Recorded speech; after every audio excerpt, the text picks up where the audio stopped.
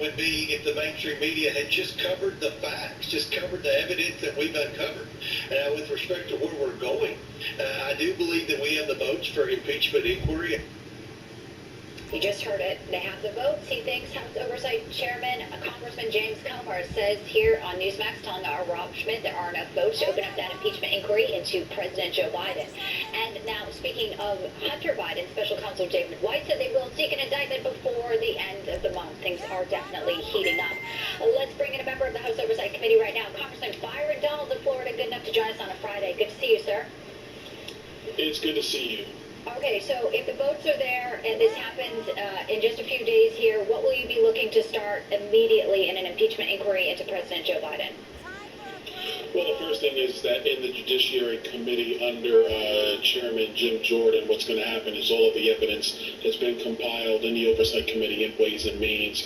There's going to be a thorough review of all of that. They're going to begin to compile and focus in on what, if any, are the salient points for impeachment. And then also, if there's any other information that is needed, like bank records, like messages, text messages, emails, etc., the Judiciary Committee with impeachment inquiry authority from the House will have broader subpoena authority to collect that information. Will you be able to get the pseudonym emails? That is something that we're actually working on in the Oversight Committee right now.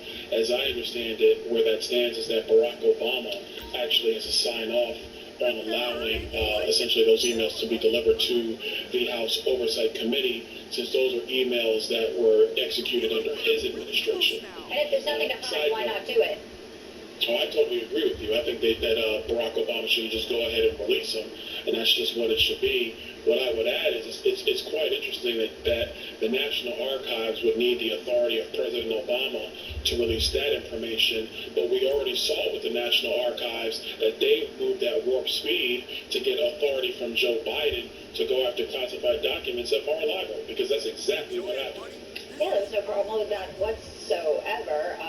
Maybe we'll hear from Robert Hur on the classified documents with President Joe Biden as well. So obviously, people are getting, a little bit tired. They want action, impeachment inquiry. They just don't want to hear lip service anymore. This stonewalling that's been going on, as you know, with the financial transactions has really been a stumbling block. So are you confident now that there will not be more stumbling blocks? Will the power of subpoena be able to get you the records, the bank records? Are you talking about bank records from President Joe Biden himself?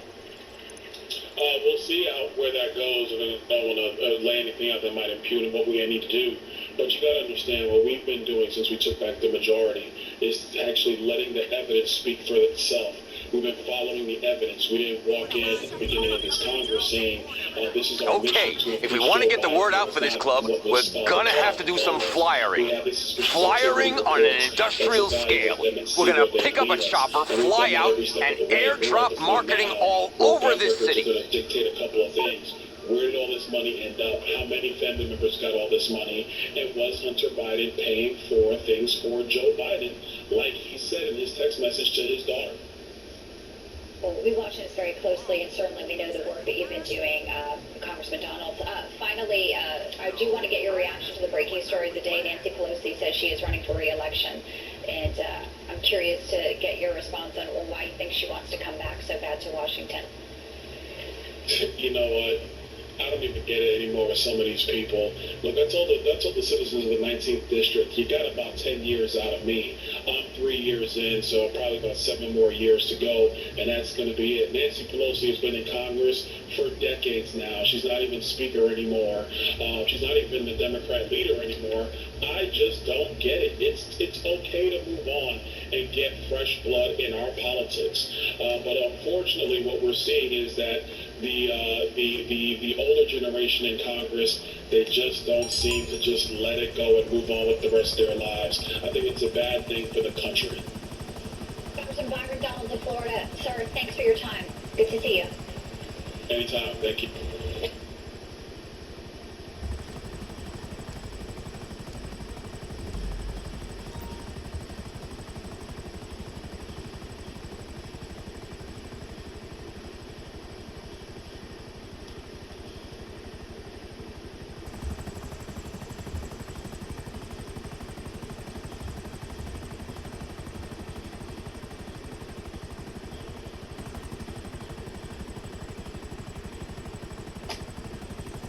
Well, thank God that most Americans get their news from alternative sources other than the mainstream media. Just think what that number would be if the mainstream media had just covered the facts, just covered the evidence that we've uncovered.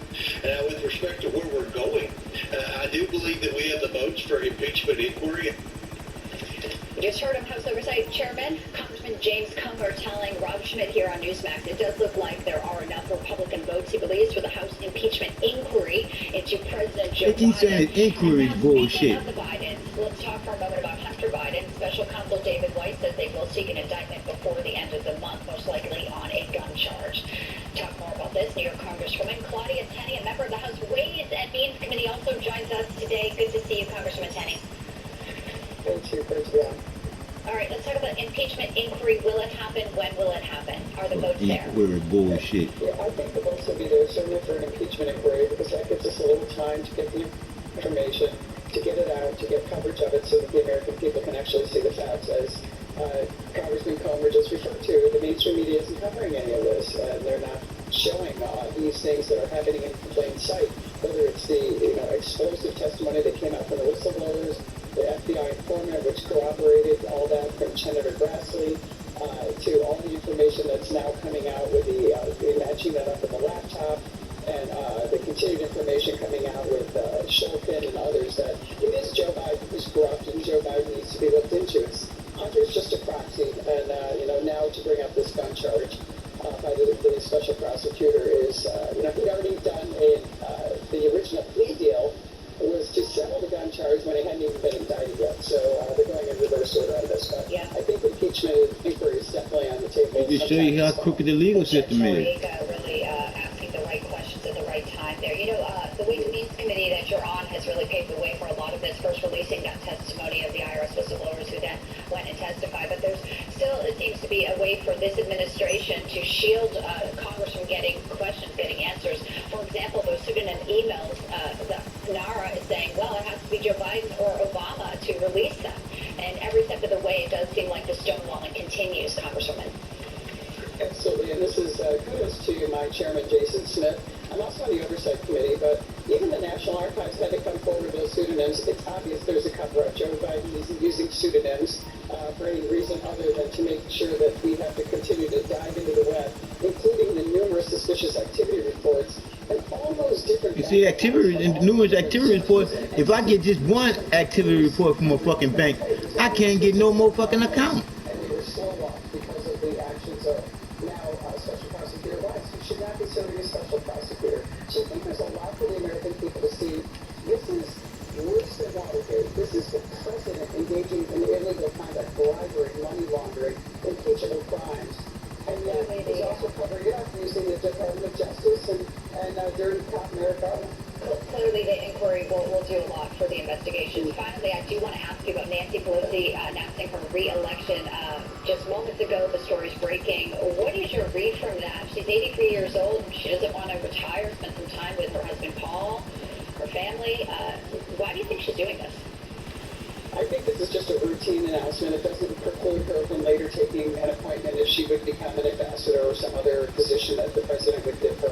So I think this is something that everyone would do, and I think it's just to make sure that she's got that slot available, because guess what? If she does get appointed, there's a special election, and her daughter or someone of her choosing would be the front runner to be in that special election. So I don't really think this is that big a news deal. All right, New York Representative Congresswoman Claudia Tenney, thank you so much. Good to see you. Appreciate your time today.